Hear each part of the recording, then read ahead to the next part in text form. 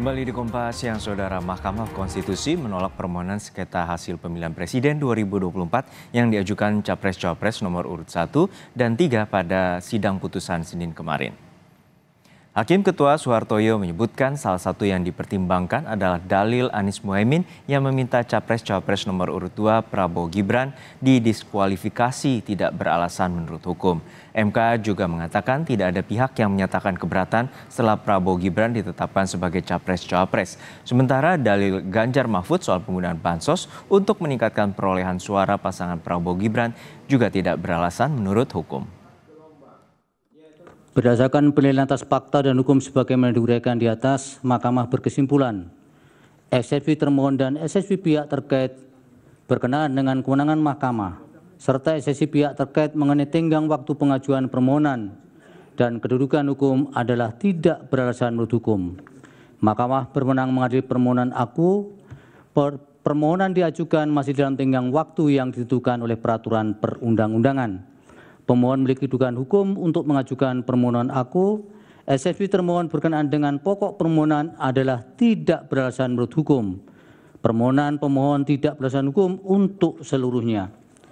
Berdasarkan Undang-Undang Dasar Negara Indonesia tahun 1945, Undang-Undang Nomor 24 tahun 2003 tentang Mahkamah Konstitusi, sebagaimana telah diubah terakhir dengan Undang-Undang Nomor 7 tahun 2020 dan seterusnya dianggap dibacakan. Amar putusan mengadili dalam eksepsi, menolak eksepsi termohon dan pihak terkait untuk seluruhnya. Dalam pokok permohonan, menolak permohonan pemohon untuk seluruhnya. Dalil pemohon mengenai peningkatan pesat pembagian bansos di masa pemilu presiden dan wakil presiden tahun 2024, Mahkamah juga berkesimpulan yang sama sebagaimana di permohonan nomor 1 tidak beralasan menurut hukum. Demikian juga dalil pemohon perihal dengan politisasi yang dilakukan Menteri Perdagangan Zulkifli Hasan dan kemudian terjadinya politisasi pembagian bansos secara masif di seluruh penjuru Indonesia selama periode pemilu presiden dan wakil presiden tahun 2024, Mahkamah juga berkesimpulan tidak beralasan menurut hukum. Berdasarkan uraian pertimbangan hukum, menurut Mahkamah dalil-dalil pemohon mengenai adanya pelanggaran prosedur pemilu adalah tidak beralasan menurut hukum untuk seluruhnya. Menimbang bahwa berdasarkan uraian pertimbangan hukum di atas, Mahkamah berpendapat permohonan pemohon tidak beralasan menurut hukum untuk seluruhnya. Komisi Pemilihan Umum selanjutnya akan menetapkan pasangan Prabowo Subianto Gibran Rakabuming Raka sebagai presiden dan wakil presiden terpilih. Penetapan menurut rencana akan dilakukan Rabu 24 April besok pada pukul 10 pagi sesuai dengan rapat pleno Komisioner KPU RI. Menurut aturan, Komisi Pemilihan Umum harus mengumumkan penetapan pemenang Pilpres paling lambat 3 hari setelah putusan sidang sengketa Pilpres dibacakan MK. KPU paling lambat 3 hari ya, paling lambat 3 hari sudah harus menetapkan pasangan calon presiden dan wakil presiden terpilih, dan berdasarkan hasil rapat pleno KPU RI, KPU memilih tanggal 24 April 2024 dan rencananya rapat pleno penetapan pasangan calon presiden dan wakil presiden terpilih itu akan dilaksanakan pada jam 10 pagi hari Rabu. Sudah bersiap 2 jurnalis Kompas TV, Masni Rahmawati di Gedung Mahkamah Konstitusi dan rekan Riksi Valencia di Gedung KPU RI Jakarta. Namun kita sapa terlebih dahulu jurnalis Kompas TV, Masni Rahmawati di Gedung MK. Masni, hingga saat ini apa langkah selanjutnya dari Hakim MK setelah membacakan putusannya kemarin? Iya, dari Hakim Konstitusi ini sudah menyerahkan berkas putusan dan juga salinannya kepada para pihak, ini termasuk dari pihak termohon. Ini berarti dari Mahkamah Konstitusi ini sudah selesai untuk pada perkara PHPU Pilpres 2024. Di mana memang kita ketahui kemarin dari Mahkamah Konstitusi ini juga sudah membacakan putusan dari PHPU Pilpres 2024, di mana putusannya itu menolak semua gugatan yang digugat oleh para pemohon, yaitu dari Anies Mohaimin dan juga Ganjar Mahfud. Dan dalam gugatannya itu tersebut disebutkan bahwa dari gugatan Anies Imin yang ditolak yaitu Yang pertama adalah diskualifikasi pasangan Prabowo Gibran dalam pemilu 2024. Ini disebutkan oleh Hakim Konstitusi bahwa ini tidak beralasan menurut hukum.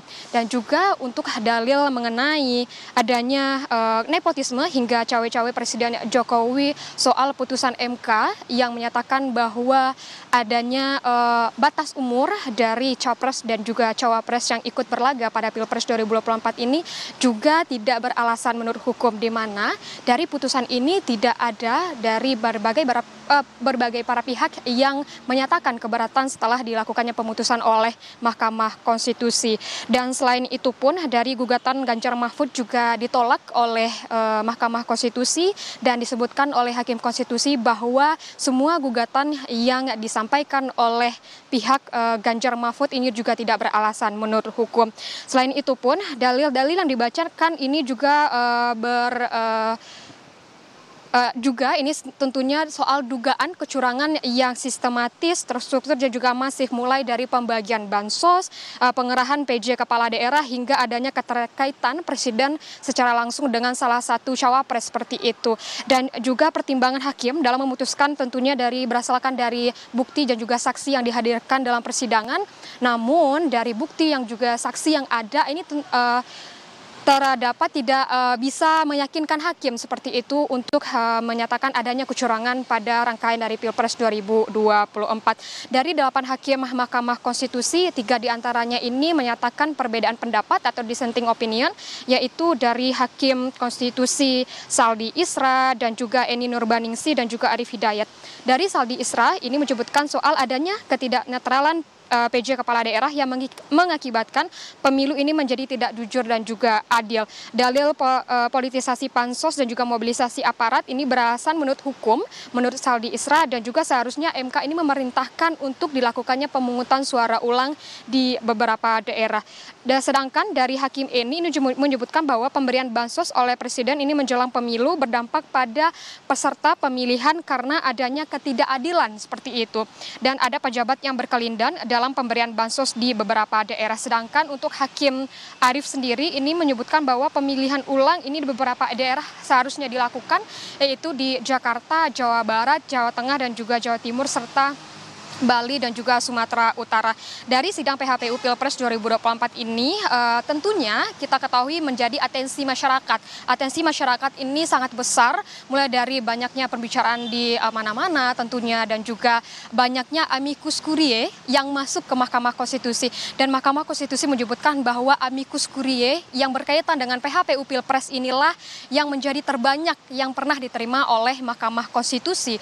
Dan totalnya lebih dari 40 amicus curiae yang diserahkan ke Mahkamah Konstitusi, mulai dari akademisi, mulai dari organisasi mahasiswa dan juga tokoh-tokoh masyarakat, organisasi masyarakat, hingga ini juga disampaikan oleh Megawati Soekarno Putri. Namun tentunya memang selama rangkaian sidang PHPU Pilpres 2024 ini dari para pihak ini juga mendatangkan berbagai saksi gitu, termasuknya ada 4 menteri yang menjadi saksi pada sidang PHPU Pilpres 2024. Namun setelah dibacakannya hasil sidang kemarin dari kedua belah pihak, maksudnya kami dari kedua pemohon, baik itu Anies Imin dan juga Ganjar Mahfud, sudah menerima hasil putusan ini, sudah menerima hasil putusan dari Mahkamah Konstitusi, dan juga selanjutnya ini akan diserahkan kembali ke KPU, di mana dari berkas-berkas salinan ini juga sudah diserahkan ke KPU, dan selanjutnya ini dari Hakim Konstitusi akan berfokus dan juga berpindah pada PHPU calon legislatif 2024, Juno. Baik, terima kasih atas laporan lengkap Anda, jurnalis Kompas TV, Masni Rahmawati dari Gedung MK. Lalu kita akan sapa rekan Triksi Valencia yang saat ini berada di Gedung KPU RI. Triksi, hingga saat ini menurut rencana KPU akan melakukan penetapan dengan Presiden dan Wakil Presiden terpilih pada esok hari pukul 10. Lalu seperti apa persiapannya? Iya, Juno, kalau kami melihat dari pagi tadi sebenarnya sudah ada beberapa persiapan seperti misalnya pengamanan. Dari pengamanan depan gedung KPK atau KPU maksud kami, Komisi Pemilihan Umum, sudah ada beberapa penjagaan di gerbang, lalu kemudian juga masuk ke dalam juga sudah ada beberapa petugas dari kepolisian untuk yang dijaga atau yang sudah dipetakan untuk berjaga di beberapa titik untuk pengamanan baik pada hari ini maupun juga esok hari. Namun kemudian kami melihat belum terlalu banyak terkait dengan pengamanan, tapi tidak menutup kemungkinan esok hari akan ada penambahan pengamanan, Juno dan juga saudara, terkait dengan prosesi penetapan presiden dan juga wakil presiden terpilih 2024. Nah, selain itu yang kami juga lihat adalah tim advance dari pasukan pengamanan presiden yang juga sudah datang dan melihat ruangan. Nantinya akan ada prosesi di lantai 2 gedung KPU, Juno dan juga saudara. Nah, kami melihat juga tadi sudah ada beberapa tim dari tim pasukan pengamanan presiden atau pas pampres yang turun dari lantai 2, kemudian juga berjalan menyisir gedung KPU untuk bisa memastikan pemetaan juga terkait dengan prosesi esok hari seperti apa dari awal sampai akhir, dari mana prosesnya, tahapan-tahapannya ketika datang, mengikuti acara sampai selesai acara. Nah, itu yang tadi kami juga sempat tanyakan kepada pasukan pengamanan presiden yang melakukan pemetaan ataupun juga penyisiran untuk acara esok hari, Juno dan juga saudara. Nah, selain itu juga kalau kami pastikan lagi ke anggota atau dari Komisi Pemilihan Umum bahwa besok hari itu bukan hanya dari pasangan calon nomor urut 2 ataupun juga Prabowo Subianto dan juga Gibran Rakabuming Raka dan koalisinya yang bisa hadir ke tempat ini, tapi juga ada paslon 01 dan juga paslon 03 yang turut diundang. Tapi apakah kemudian keduanya baik dari paslon 01 atau 03 ini akan hadir, kita akan nantikan esok hari, Juno dan juga saudara. Tapi yang jelas adalah untuk paslon nomor urut 2 Prabowo Subianto dan Gibran Rakabuming Raka sudah dipastikan akan hadir esok hari, dan juga partai-partai koalisi yang juga mewakili ini nanti akan juga hadir untuk melihat seperti apa penetapan dari presiden dan wakil presiden terpilih 2024 pada esok hari pukul 10 pagi, Juno dan juga saudara.